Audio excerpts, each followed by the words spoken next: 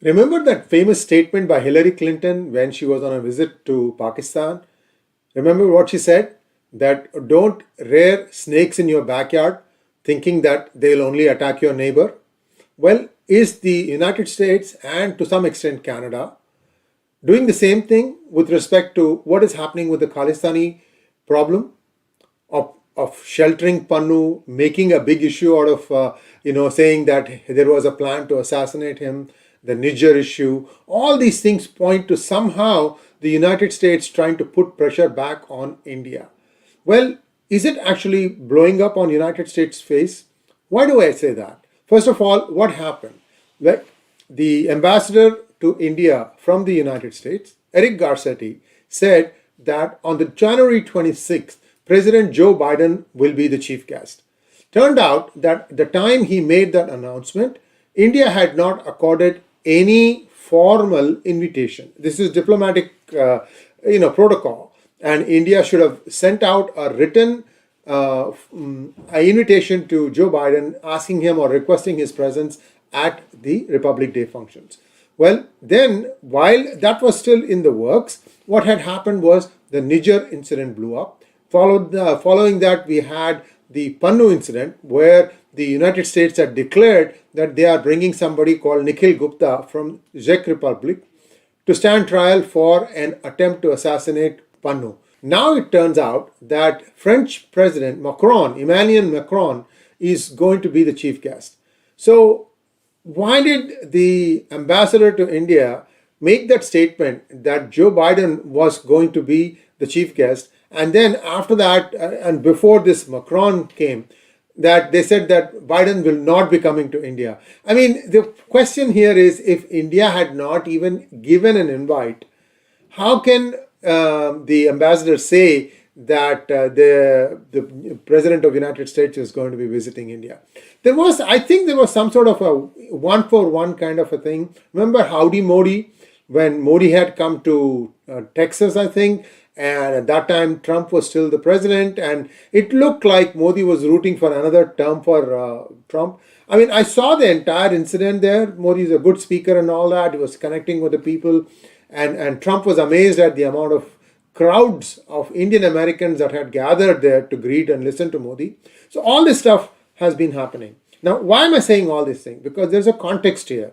The context is that the snakes that they have allowed to fester in their own backyard are becoming a big problem. And I'll tell you why it is a big problem at the end of this presentation, because there's one important slide that I want to show it to you. But first of all, please like this video, and if you have not already subscribed to our channel, do subscribe to our channel, and you can contribute while this video is playing using the super chat or super sticker button. For both of those things, if you are watching this on a smartphone, at the lower right corner, you'll see a $sign. If you click on that, you will get the two options, and whatever amount you would like to donate, you feel free to do so. I'm not saying everybody should donate. I'm saying sometimes people ask, how do I donate to 𝗖𝗼𝙑? I don't know how to donate. They try PayPal. Sometimes it works, sometimes it doesn't work. But we know across the world that this super chat and super sticker button appears to work. So wherever you are watching, if you feel like donating, feel free to use that facility. That's all I wanted to say. So now let's take a quick look at a slide deck that I want to share with you. This is Sree Swaminarayan Madir. This is in Fremont. This is a place that is just adjacent to where I live. I know this mandir, I've been there, and it's a beautiful place. And yesterday, or I should say day before yesterday, it got defaced with slogans, and clearly there is Khalistan written. I mean, this is like a $3, canister that you can get in any store. You just have to show your ID, and if you're over 18 years, the guy will check your ID and give it to you. Then they come and spend the night whenever, 2 a.m., 3 a.m. These people are all night owls. They are coming and they come and deface the entire temple premises. See, these are the boards. On one side you saw this, on the other side you saw this. And they also deface some of the walls. Here you see another one about Bhindranwala. Well, these all things happened more than 24 hours ago. What did the city of Fremont do?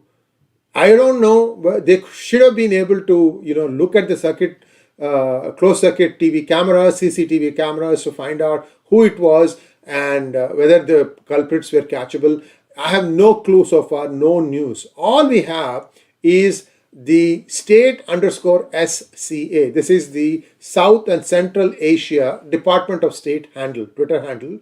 And they gave this statement around 6:30 today, 6:30 a.m. East Coast time. We condemn the vandalism of Shree Swaminarayan Madir Hindu temple in California. We welcome efforts by the Newark Police Department to ensure that those responsible are held accountable.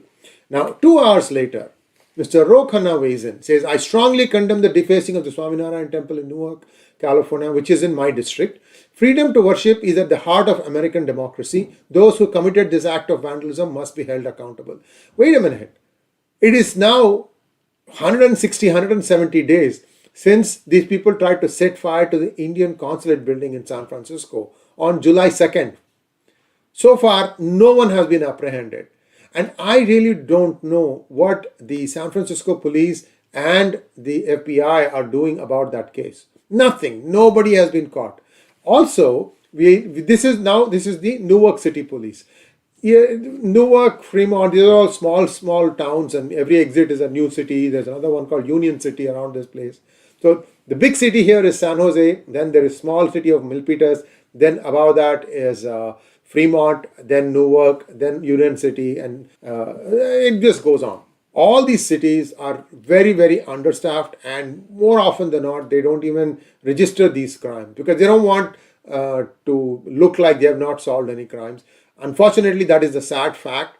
Even when there is, vandalism, even if somebody comes and drives into your store and takes things away, when you try to call the police for help, they come after the next day and ask, okay, I'll give you a report saying that I have seen the destruction yourself. I hope you have good insurance. Good luck. They don't try to apprehend any criminals. This has become too much of a pattern now that I can even say that the police is working with alacrity. I don't know what the solution to this is. Certainly, the solution is not allowing more illegal immigrants because there's no way a state like California can afford to spend its meager resources on putting shelter, giving food, and this thing has become a big albatross around the neck of the Biden administration. I hope the people of the United States understand this and vote accordingly. Certainly, he doesn't have my vote. Here, what else is happening? Now, people are beginning to get clever. What they want to do is they want to be able to go from anywhere and somehow land into Central American countries, such as this one, where 300 plus Indian passengers got on board of a Romanian charter company called Legend Airlines, and that flight departed from Dubai. How did they get to Dubai? No one seems to know. Clearly, there is a network operating. So you pick up people from India. Maybe they are coming from different airlines or something like that. They congregate in Dubai, then get onto this Romanian airline plane. Then from there, they fly to Nicaragua, and then probably melt into the Central American jungles and start joining the caravan that leads up to a United States border, and then hope to settle down in US or in Canada. You can be sure that there were many such flights that took place. This one got caught because in my opinion, it developed a technical snag and it had to be landed in an airport in France.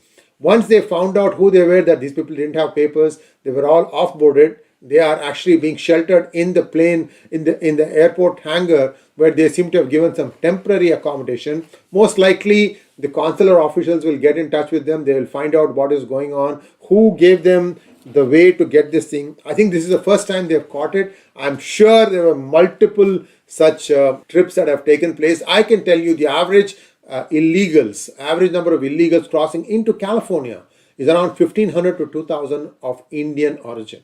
A lot of people are coming in, and I think this whole joke has to stop. And there are lots of fights going on between red states and blue states on this. I can go on and on. My point in saying all these things, it goes back to the original statement. Don't breed snakes in your own backyard thinking they'll only bite your neighbor.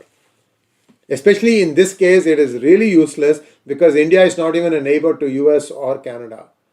I hope the Biden administration, especially the Department of State, thinks and acts wisely. That's all for now. Please like, share and subscribe to our channel. Don't forget to click on the bell button for notifications. Namaskar.